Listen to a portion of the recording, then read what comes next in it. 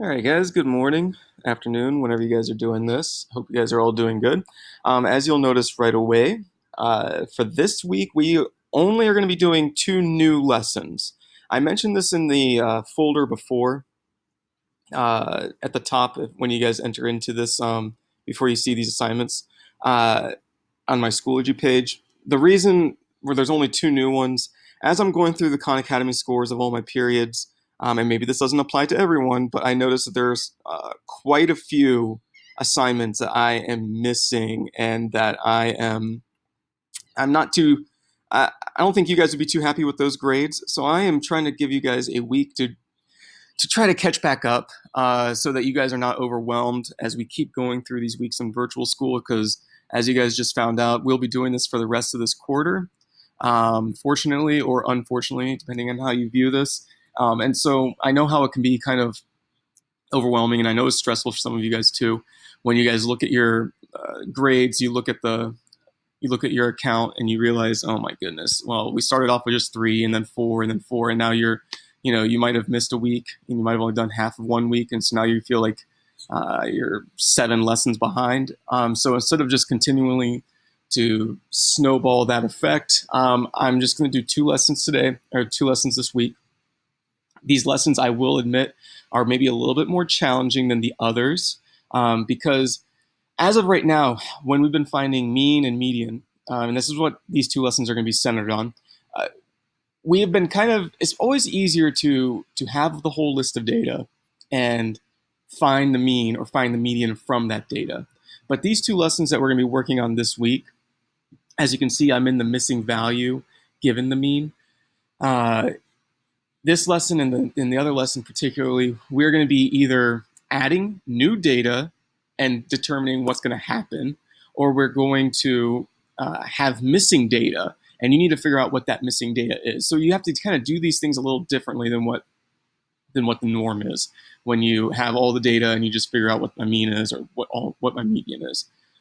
So because of that, there's going to be a different method to find this, and let's go over that method right now. And I sometime I'm going to have to figure out if there's a better way show um, to show you guys like how I can write this stuff out other than using the pencil on this thing, because I'm not very neat with that. But just to give you guys an overview of what we're doing here. Um, First off, we're going to be finding the missing value. We're always going to be looking for some missing data when we are given the mean, which means basically they give you guys the mean. You need to use that mean to help you guys find what is our missing number inside our set of data. All right, as you can see here, Brantley, we don't know how many innings Brantley pitched. But what we do know, and this is what's nice, is we are actually given enough info. What we do know is that he is included with all of these people here. All of these pitchers here are included with Brantley. And we know that from that whole group, that whole set of data, that the mean of everything like that there is 8 innings. So what you do is you're going to start off by taking the mean. All right. Take your mean, you write your 8 down. All right. Hopefully you guys all saw where I got that 8. I got the 8 by looking at the bottom part here. It says the mean of the data. That's our average. So we take the 8, and then what you do is you're going to go ahead and you're going to multiply. All right. Every single time you have something like this, you would multiply that by the amount of, not these numbers here, but by the amount of people or the amount of columns that I have. So you see I have Calvin, Tom, there's 2, Sean, 3, Chris, 4, Brantley, 5. So I would do 8 times 5. You guys should all know what that is. If you don't, they give you a calculator. That's going to be 40. All right? So far what you've seen me do, you've seen me take the mean. You see that I multiply it by the amount that I am given here. Not the total amount of data, but just the amount of different columns. Okay?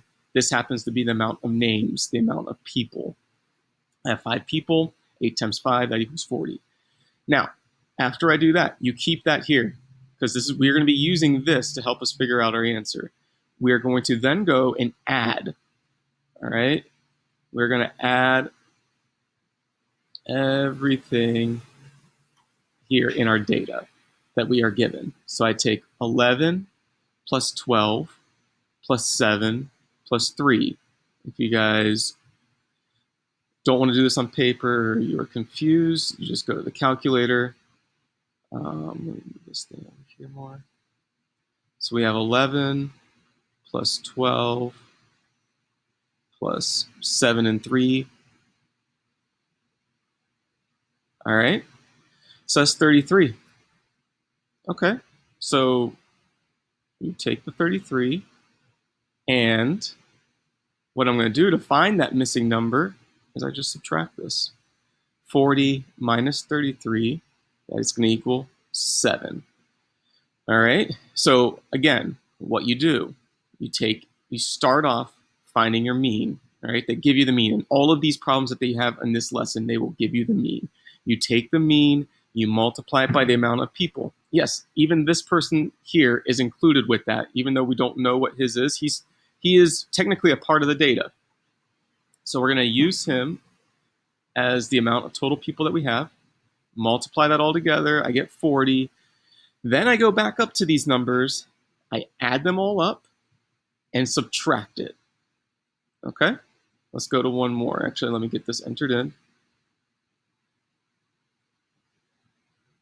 So we got 7. All right. And the next one. All right. Again, start off by finding the mean. Our mean is this right down here. So I'm going to write this down, 35.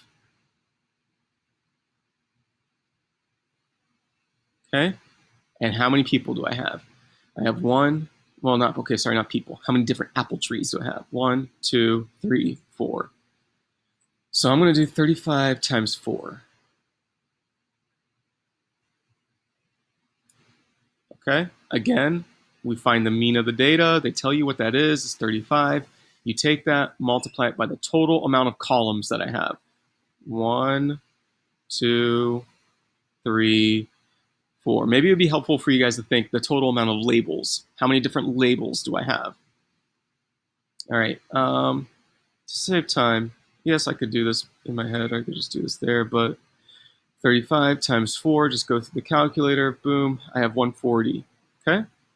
That 140 is going to be used again after we add up the data that we do have. So I go over here. I'm going to add these three things up together. 34 plus 29 plus 36. 34 plus 29 plus 6. 99. I will take that 99, put it over here, subtract it with the 140, and whatever that equals, there's my answer. So really, this is not that difficult. You just have to think of it as you just have to go through a new method, a new way of solving these than what we were doing before. But the nice thing is that this whole lesson is going to be centered on that. So you guys can get some practice in. It's only 4 problems. This shouldn't take you that long. I got 41. We'll put 41 in here, and that's all you do. All right. Let me know if you have any questions. I told you guys in the announcements in today's folder, this week's folder, I am available for conferencing. Please text me, email me if you're interested in that, and I will set that up for you this week. Otherwise, all right, good luck.